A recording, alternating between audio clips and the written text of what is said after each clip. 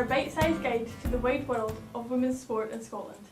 We look at a different sport in each show, and this time round it's sailing. We'll be out and about around Scotland seeing sportswomen in action and digging into how people can get involved themselves. I'm Marianne Orr, and I'll be joined by special guests and our reporters out in the field. You can join in the conversation using the hashtag #GirlsDoSport. So what do we know about sailing? Well, it's a sport that has a high uptake amongst girls until they hit their teens, when participation figures start to drop. Scotland has a strong sailing history, with the waters of Loch Lomond and the West Coast considered some of the best in the world. Nowadays, the future of the sport is looking bright, with 3 Scottish female sailors on the Royal Yachting Association's podium pathway for the upcoming Olympic and Commonwealth Games. To find out more about girls' participation in sailing, and why so many dropped out in their teenage years, we sent our reporter Fraser Clark along to Loch Lomond Sailing Club in Balmaha for the Royal Yachting Association's Scottish Zone Championships and the Scottish Club Trophy last month. Girls sometimes need a bit more of a push when they don't want to do something, so maybe they'll turn on the tears or be a bit more apprehensive about going out in heavy winds. But I think it's quite good to be in a group of other girls who are doing it, and that gives them confidence in themselves.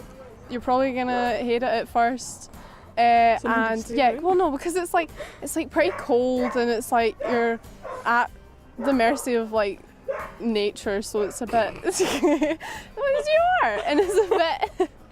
and it's really difficult at first, but I promise you will learn to love it after a while.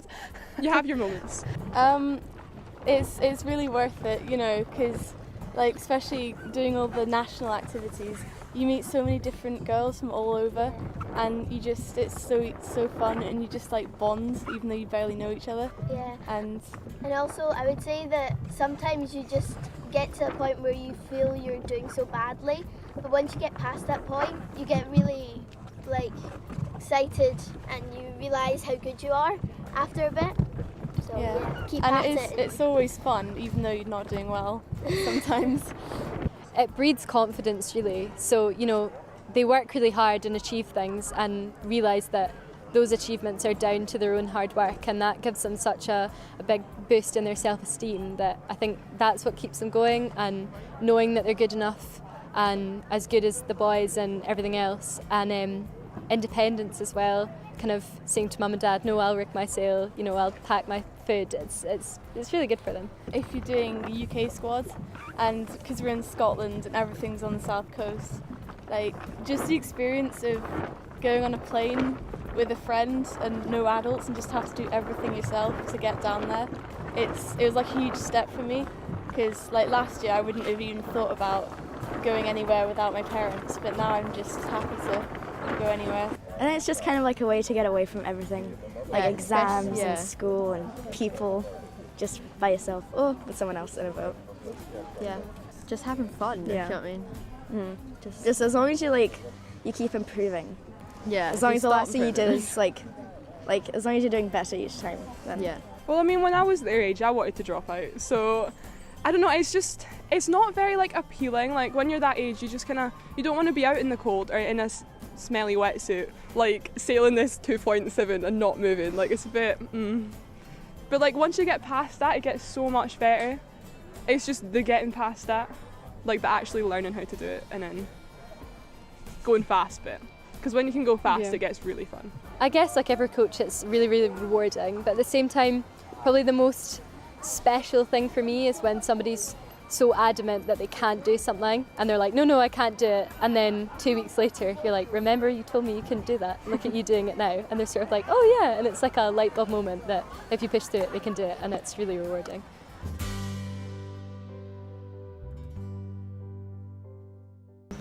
What is your sport? We sail. When did you start playing sailing? I personally started when I was 15. Yeah, and I've always sailed. Did your friends all sail? It's not a sport that I know people from school that do it as well, but I've got a lot of friends I've met through sailing. How many times a week do you sail? I usually in summer I usually sail 3 times a week, and then in the winter I sail once or twice a month. What's your hobby outside of sailing? I'm quite involved in swimming and water polo as well. Do you get paid? No. No. We wish. Pretty much amateurs. Do you have a pet, and what's its name? I have a little kitten called Lola. Can you tell me a secret about yourself? This is a hard one. I once auditioned to play Katie Morag in a stage production in Edinburgh. What's your favourite food? Oh, I would say Italian. Chinese. Who's your favourite singer or musician? Oh, who do I like at the moment? I'm quite a Jack Johnson fan at the moment. What other sports did you try? I do quite a lot of cycling as well, but I used to play hockey and shinty beforehand, and then moved to sailing. Can you still eat chocolate when you're training? It's essential, yes.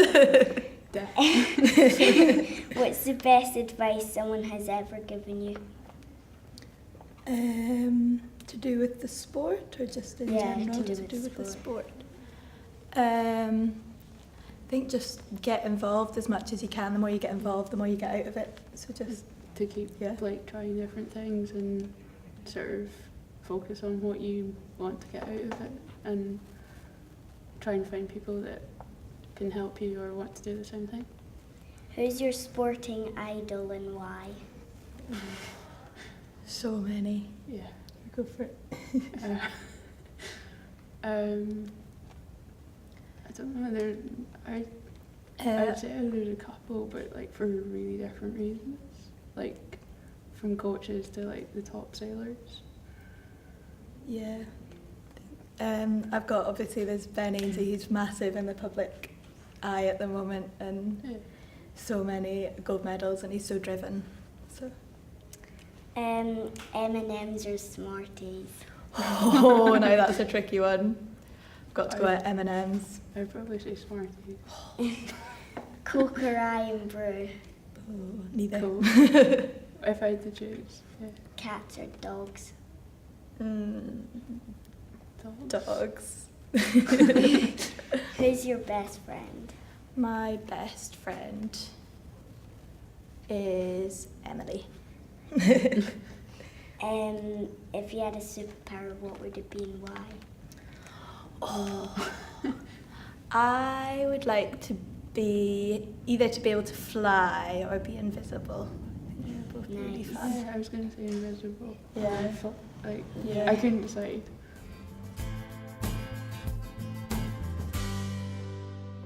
I'm joined now in the studio by Laura Camage, who has only recently returned from winning gold from Team GB in the World Blind Sailing Championships in the USA, and Emma Fowler, who is a member of Glasgow University Sailing Club, as well as being a coach and instructor, Nikki Stewart of the RIA. So, Laura, you obviously have an amazing gold medal around your neck right now. Can you tell us a bit about your trip to the USA and what went on there? So I was part of Team GBR, and we went out as 4 teams along with our coach, and we sailed sonars, which are 4-man boats, and yeah, we had a really good couple of days, or week worth of racing, and on the last race managed to get gold. Where would you rank the gold in your career? Top? Yeah. So, Nikki, obviously gold is the end goal, but how would you get women to start sailing in the first place? I guess either joining a club or going to a training centre and starting to learn to sail through there. There's lots of different courses that they can do, and it's great to kind of go with friends or family. And Emma, did you start sailing through university, or were you sailing before you joined? No, I've always sailed. My parents are very into it, but I know so many people that have joined and started at university, starting off learning on Wednesdays and then coming into teams the next couple of years. So how does it work with balancing the university work? Is there a lot of crossover, or is it help from the university? Not too much. Universities tend to try and keep Wednesday afternoons free for sport, and then obviously your weekends are your own, so it works quite well, easy to balance. So Nikki, have you noticed a change in participation in girls and women in sailing? I wouldn't say across sailing there's been too much of a change overall anyway, but in racing I think there's been a drop of both men and women competing. We're now starting to see a bit more of a rise. We had great numbers, best turnout at our zone championships, so that's been really, really encouraging. But no, I think it's not dropped too much. So Laura, how would you say that the integration between men and women helps sailing as a sport? Is it beneficial to have? I'd say it's better to have a mix between both male and female rather than either all male or all female. I've sailed primarily with male crews, but I've also had the experience of sailing only female crews, and I think personally I would rather have a mixed crew, and like people use each other's strengths, but it's obviously good to have like the balance of females as well.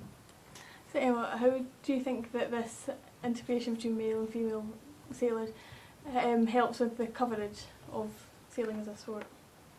I think a lot of coverage of sport in general tends to be geared towards males, so it obviously, since we're a very inclusive sport, it means that the females are obviously included as well in that. Yeah, and Nikki, how do you think that maybe coverage of women in sailing could be better in the future? I think more coverage of sailing in general would be good. There's not a huge amount on TV. It's definitely growing, and I think with the new Volvo Ocean Race, which is just starting, with the introduction of women, or there are more women taking part in that. So this year each team have got women sailing on the boat with men, alongside men. So hopefully with maybe changed rules for events like that, and just getting more coverage for the sport in mainstream media.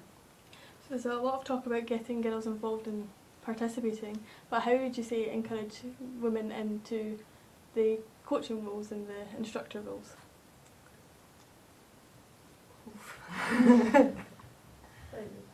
Maybe halfway showing them like there is that opportunity, and maybe getting them like coaches that can show them the way and mentor them.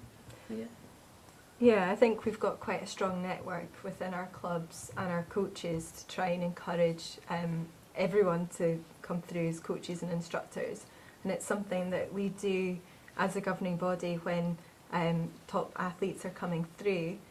We quite often will start encouraging them to look into coaching, look into instructing, which helps complement their sailing as well. So what would you say to, say, a young girl who is thinking about getting involved in sailing? I'd just encourage her to take every opportunity she gets. The more you go for it, definitely the more you get out of it, and it's so easy to take those opportunities. RYA throw things at you and you've just got to take them. Thank you very much to Laura, Nikki and Emma for joining us, and you can keep up with the conversation using the hashtag #GirlsDoSport. Now time for some questions from our studio audience. First up is Hannah Scott from Aberdeen. Hi, so my question is for Laura, and it was just to ask, what's the most exciting thing that's happened to you in sailing? I'd probably say being at the top of the rank of a 3-masted tall ship when it's rough weather and it's swaying around. Yeah, that's probably. Next up is Tom McKinnon. Yeah, my question's for Nikki. What's the hardest thing about sailing? That's quite a tough question, but probably the calendar of events. There's so many different events to do, and trying to squeeze in everything that you want to do is probably pretty hard. And the final question from today comes from Jackie. My question's for Emma. What made you fall in love with sailing? So since I've gone to uni, I've been doing a lot of team racing, which means it's the relationships that you build up and how close you get to the rest of the people on your team. It's just really friendly, and the social side of it. Thanks for those questions, and you can join the conversation using the hashtag #GirlsDoSport. Now it's the time for the part of the show where our sports people get to say what they love about their sport in just 15 seconds. So over the 9 programmes, we're looking to see who can squeeze in the most words in just 15 seconds. Nikki is going to have to go today. So Nikki, if you can look down that barrel of that camera and say as many words as possible about why your sport is the best. Go. Okay, sailing is the best because it's fast-paced, it's different, everything's changing all the time, it's exciting, it's new, there's a sense of adventure, you can escape, you can explore, you can try lots of different things, it's integrated, it's really social. So we think you've got a 55 and we'll have to have them check over that one and get that up on our Facebook page, and you can see the confirmation of what you got there at Scottish Women in Sport. So that's all that we have time for. Just time to squeeze in some details of some of the events coming up across Scotland, courtesy of our friends at Sport on Spec. Andy Murray Live comes to the SSE Hydro on November the 7th. That one is currently sold out, but there is tantalising promise that more tickets could become available. Also in November is Badminton Scottish Open Grand Prix, and that comes to the Emirates Arena in Glasgow. Olympian and Commonwealth Games silver medalist and Scotland's #1, Kirsty Gilmore, is expected to feature there, and tickets are still available. Looking ahead to December, and the Scottish National Short Course Swimming Championships comes to Edinburgh. For more on sport you can see in Scotland, check out sportonspec.co.uk. Imagine a world where females of all ages and walks of life get the chance to be a part of a sporting community where being a girl doesn't make you stand out. Scottish Women in Sport had this vision, and that's how Girls Do Sport came to life. It doesn't matter if you just started school, if your high school exams are stressing you out, or if you're trying to juggle career and family life at the same time. Everyone needs some getaway, where they can have fun and feel good. Your body needs to be active, and there definitely is a sport for every taste. It doesn't matter if your reaction time is really slow. It doesn't matter if you don't know how to hold a racket or what a backhand is. We all have to start somewhere. Ever thought of trying judo? It's fun and it shouldn't hurt your flexibility either. If you're more into team sports, basketball might be your thing. Check your local opportunities. Maybe you prefer being outdoors but you don't really like running? Well, skiing might just be the thing for you. Even if you're a successful woman, being busy is no good excuse. Hello, my name is Judith Russell. I'm a mother of 3 and wife of 1, the last time I looked. But my actual job is web representative for BBC Scotland, a job I absolutely adore. And along with that, I enjoy tennis.